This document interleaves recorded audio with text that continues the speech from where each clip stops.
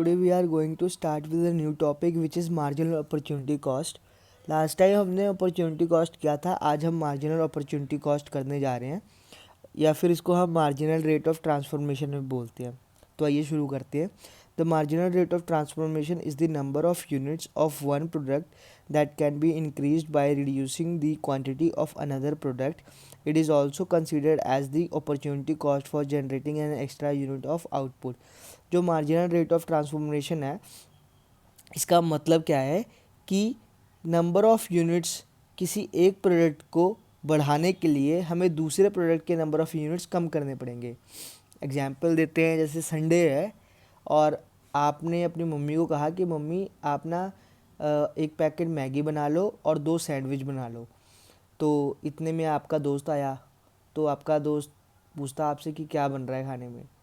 तो आपने बोला 2 सैंडविच और 1 मैगी. तो कहता है यार मैं तो नहीं खाऊंगा सैंडविच, मैगी बनवा दे. तो आपने कहा कि मम्मी एक सैंडविच, सिर्फ एक ही सैंडविच बनाना और 1 पैकेट मैगी ऐड कर दो. तो क्या किया आपने? आपने सैंडविच एक मना कर दिया और मैगी का 1 पैकेट ऐड करवा दिया. मतलब किसी एक चीज़ को मना कर दिया और किसी दूसरी चीज़ को बढ़ा दिया, है ना. इस चीज़ को हम बोलते हैं मार्जिनल अपॉर्चुनिटी कॉस्ट या फिर marginal rate of transformation. If the resources are transferred from one use to other, it is obvious that there would be loss in production of one good in order to increase output of other. ये क्या बोल रहा है कि जब हम किसी resource को ट्रांसफ़र करते हैं किसी एक यूज़ से किसी दूसरी यूज़ पे, है ना.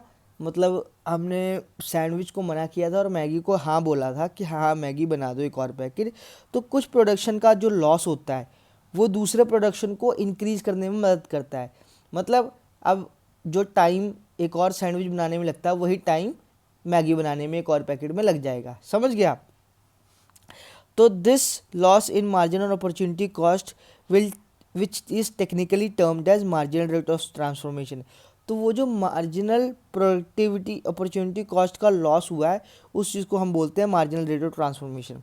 Marginal opportunity cost is the loss of output of one commodity. ठीक है. when say y, when a unit of one more commodity when a unit more of other commodity is produced by shifting the resources from one good to another. इसमें यही बोल रहा है कि x और y 2 good है. एक good y good को हमने क्या कहते हैं थोड़ा कम प्रोड्यूस किया और उसकी जगह क्या कर दिया हमने एक्स गुड की प्रोडक्शन ज़्यादा बढ़ा दी. इस चीज़ को हम बोलते हैं मार्जिनल रेट ऑफ ट्रांसफॉर्मेशन और इस चीज़ को हम रेट ऑफ सेक्रीफाइस भी बोलते हैं. ठीक है. Marginal rate is the rate at which resources of output of one good are sacrifice to produce one more unit of other good. Marginal rate of transformation को rate is the rate at which units of output of one good, मतलब एक good की के output को sacrifice करके दूसरे good की output को इंक्रीज़ कर देना, ये है मार्जिनल रेट ऑफ ट्रांसफॉर्मेशन. इन जितने भी पॉइंट मैंने कवर किए ना सब ये मीनिंग से रिलेटेड है. ठीक है. तो आप एग्जाम में जितना बेटर लिख सकेंगे उतने बेटर आपको नंबर मिलेंगे इसीलिए. और इसका फॉर्मूला क्या है? Unit of one good sacrificed upon change in units of other good. यहाँ चेंज आएगा, मैं लिख देता हूँ. यहाँ आएगा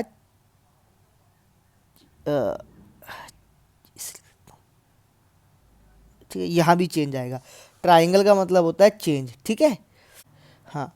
triangle units of one good sacrifice in response to upon change in units of other good gain और produced. Change in Y upon change in X. मतलब जो गुड को हम सेक्रीफाइस कर रहे हैं, जैसे हमने सैंडविच को मना कर दिया था तो सैंडविच का क्वांटिटी कितनी थी 1, एक सैंडविच बना किया था एक ऊपर, और हमने बढ़ाई क्या थी मैगी को हम एक्स क्वांटिटी ले लेते हैं 1 मैगी, राइट. तो 1/1. ठीक है. ये फार्मूला आप याद रखिएगा कि MRT का फार्मूला क्या है. It is nothing but change. Triangle को हम बोलते हैं चेंज. मैं लिख भी देता हूँ. ठीक है.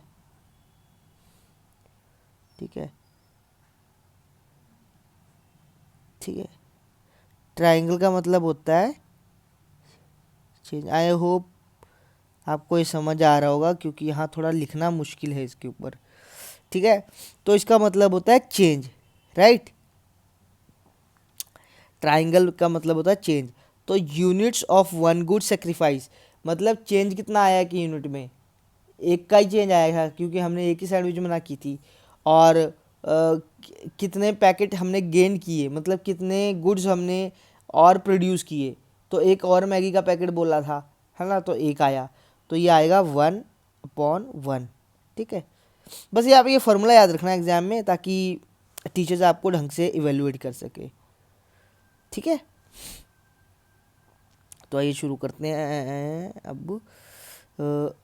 अब इसका एक हम टेबल देख लेते हैं, ठीक है। Let's start with the table. तो production of good X wheat, हमने प्रोडक्शन ऑफ गुड और production of X good, production of Y good, हमने एक्स गुड में वीट ले लिया और वाई गुड में क्लॉथ ले लिया। वीट मतलब गेहूं और क्लॉथ मतलब कपड़ा। तो जब कोई भी गेहूं नहीं प्रोड्यूस हो रहा, मतलब ज़ीरो प्रोडक्शन हो रही है, तो 100 सब क्या बन रहे हैं, कपड़े बन रहे हैं। और जैसे ही जैसे प्रोडक्शन इंक्रीज हो रही है, 1 से 2 पे, 2 से 3 पे, 3 से 4 पे, मतलब 1 कुंटल, 2 कुंटल, 3 कुंटल, 4 कुंटल, तो 90 शर्ट्स बन रही हैं। फिर अगर 2 कुंटल गेहूं हो रहा है तो 70 शर्ट बन रही है। मतलब देख रहे हो कि कैसे कैसे कैसे ये इंक्रीज हो रहा है क्या, वीट, और ये क्या हो रहा है, डिक्रीज। देख रहे हो आप, ये इंक्रीज हो रहा है वीट, एक्स गुड इंक्रीज हो रहा है और वाई गुड फॉल कर रहा है। तो मार्जिनल रेट ऑफ ट्रांसफॉर्मेशन क्या होगा, या मार्जिनल अपॉर्चुनिटी कॉस्ट क्या होगी, वो क्या थी, change in loss upon change in gain, है ना। तो लॉस क्या हो रहा है, 10 में से 100 में से पहले हम 100 कपड़े बना रहे थे, अब 90 है, 90 बचा है दूसरे स्टेज पे। तो कितने का लॉस हुआ दोनों के बीच में, 10 का लॉस हुआ, तो 10 आ गया। 90 और 70 के बीच में कितना डिफरेंस है, 20 आ गया, है ना। 90 बना रहे थे, अब 70 बना रहे हैं, तो कितना डिफरेंस आया, कितना कम बना रहे हैं हम, 20 कम बना रहे हैं। 40, 70 से 40 पे गए तो 30 कम बना रहे हैं। 40 पे 0 पे गए तो 40 कम बना रहे हैं, ठीक है। तो इसी फॉर्मूले का यूज़ करके हम निकालेंगे एमआरटी निकल गया। बस इसको अब हम ग्राफ पे लगा देंगे। मैं ये मिटा देता हूँ वरना, राइट। तो in order to produce an additional unit of x, the producer has to sacrifice some units of y। मतलब जैसे जैसे एक और वीट प्रोड्यूस करने के लिए, 1 कुंटल और वीट प्रोड्यूस करने के लिए उसको जो क्लॉथ की है सेक्रीफाइस करनी पड़ रही है ना। तो हम देख for example if you want to, अब जैसे एग्जांपल दे रखा है इधर, अगर उसको 3 यूनिट ऑफ वीट प्रोड्यूस करना है तो उसको 30 यूनिट कपड़े जो हैं वो सेक्रीफाइस करने पड़ेंगे, तब जाके 30 यूनिट वीट बनेगा, है ना। तो change in Y upon change in X, loss over gain 30/130। इसी चीज़ को हमने ग्राफ पे प्लॉट कर दिया। 100, इसको आपने एक्सेसिस क्लॉथ्स ले लेना है, इधर वाई एक्सिस वीट ले लेना है, ठीक है। बस आपने ग्राफ से ग्राफ जोड़ देना है, मतलब ये पॉइंट्स सारे कोऑर्डिनेट मैच कर देने, ये अपने आप आपका ग्राफ बन जाएगा, ठीक है। ये है एमआरटी का ग्राफ बनेगा आपका आज, ठीक है। ये लॉस आपने दिखा देना है 70 और साथ में लिख भी देना है ऐसे, मतलब एग्जाम में जब आप लिखेंगे तो प्रॉपर्ली लिखेंगे कि on X axis we have wheat units of wheats, on Y axis we have units of clothes, right. Initially, if we have to produce 100 units of wheat, we have to produce 0 units of clothes. But if we wants to sorry, if we have to produce 100 units of cloth, then we have to produce 0 units of wheat. But if we have to produce 1 unit of wheat, then we have to sacrifice almost 10 units of cloth, right. मतलब जब हमें 0 unit of wheat अगर हम produce करेंगे तो हम सारे कपड़े बनाएंगे, 100 यूनिट ऑफ क्लोथ बनाएंगे। मगर जैसे ही हमें 1 यूनिट ऑफ वीट प्रोड्यूस करना है तो हमें 10 यूनिट्स ऑफ क्लोथ सेक्रीफाइस करने पड़ेंगे। ये सब आप उन्हें एग्जाम में लिख देंगे। तो this was all about MRT. I hope आपको ये समझ में आया होगा, और अगर कुछ नहीं आया होगा तो please do comment me, I try to provide you a decent solution. तब तक के लिए मिलते हैं फिर बाद में। बाय।